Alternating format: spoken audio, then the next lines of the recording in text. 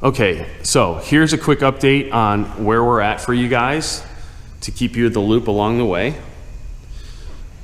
What we've got here is we've integrated some chromoly cross tie-in points that bolt into the factory rear subframe connections, and those then tie into the partially built rear subframe from Dan at Diamond Race. What that's going to allow us to do is utilize it as a connection point for the bar, which is going to come off of the front of it. It's going to follow the shape here of the drive unit, which will be right here. So we're going to have it come up a little bit. It's going to tie into this vertical mounting point, and then it's going to come around down here and tie into this back frame rail that we've integrated. What we did is we showed you before, we drilled in some holes to run some bolts through the frame rail, and then bent this chromoly bar in order to make this rear tie-in point. The reason that we did a bolt in as opposed to welding it is because, as you can see, everything here is designed for a bolt in, bolt out application. The reason being is the hope and the plan is to build a jig around this so that we can offer this as a product in the future for those of you that may be interested in doing this yourselves. We know that this is of interest for some of you. Some of you may not like this idea at all, and that's fine. But those of us that may want to do this in the future, because you never know what's going to happen and whether you have to choose to keep this car or pay a crazy astronomical amount to keep the gasoline engine on the road, this might be something I might want to have sitting on the shelf as an option. So that's what the objective is, and that's why we're doing a bolt-in setup on the front and the rear here, is because we want to offer this as an option for those of you that may choose to bolt this in the future.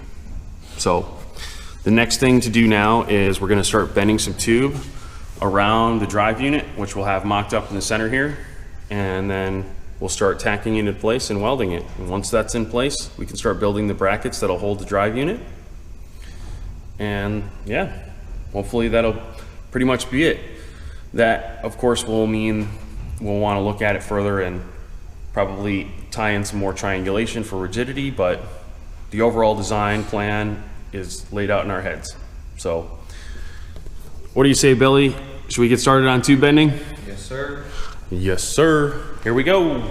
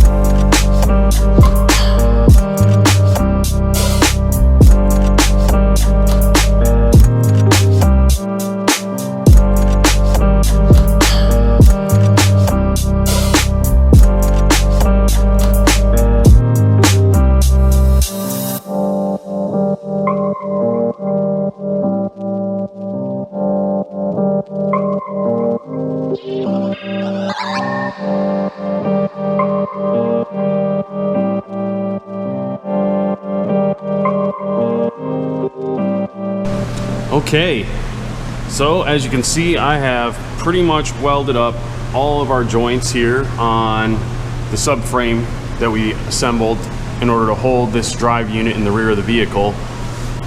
I've made sure that all the welds are not only strong but aesthetically pleasing. And the next step at this point is to go ahead and mock the drive unit back up in here and start assembling the bracketry around it that's going to hold it in position. So we're making really good progress here. The next step is to start really seeing how this thing's going to fit and build the brackets to hold it in place. Quick update for you guys before I end up putting the drive unit in here, mocking it up and starting to build brackets. I did want to explain one thing.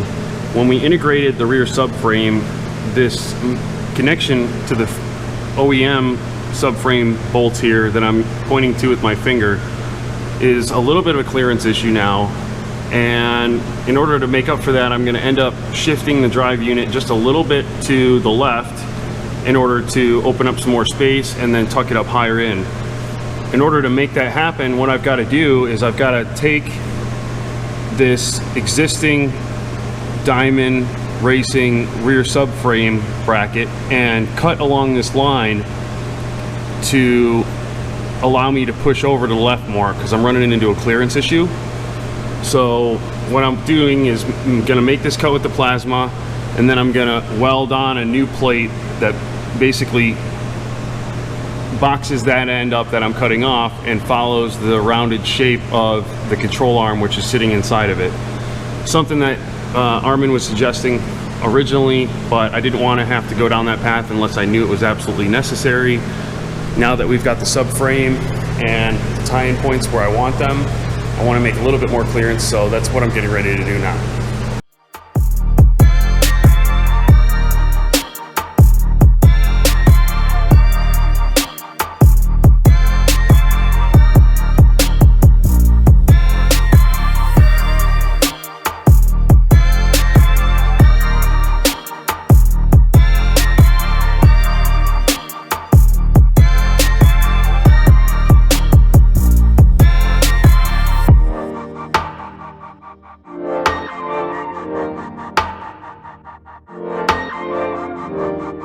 Well, here we are.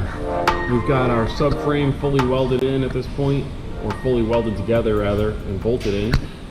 And we've also redesigned and reshaped the inner boxing of this driver's side control arm bracket so that we can really squeeze up against here and get the clearance that we need.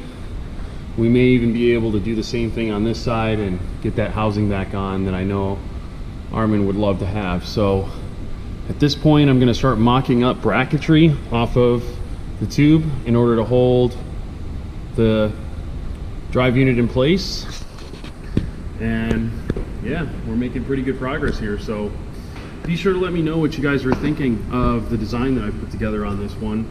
I'd love to know your thoughts. I am still planning on adding some triangulation into there and some rigidity, maybe just some bracketry, some gusseting that may have some dipple dies. I don't know, we'll figure out stylish looks later, but for right now I do want to get this mounted in here solid and confident that it's going to be ready to go take on the abuse that I know Armin wants to put it through. So let's go ahead and start tracing out some brackets out of cardboard, and then I'll make them out of metal, and then we'll start tacking them onto the subframe here that I've built for the drive unit and see how it goes. It's coming together a lot quicker than I was expecting, but it has taken out, now that, you know, in the long run it has taken quite a bit of time, but this is really coming together quite quickly in comparison to what I was anticipating, which is making me happy. So we'll move forward at this point, and hope you guys are enjoying the show.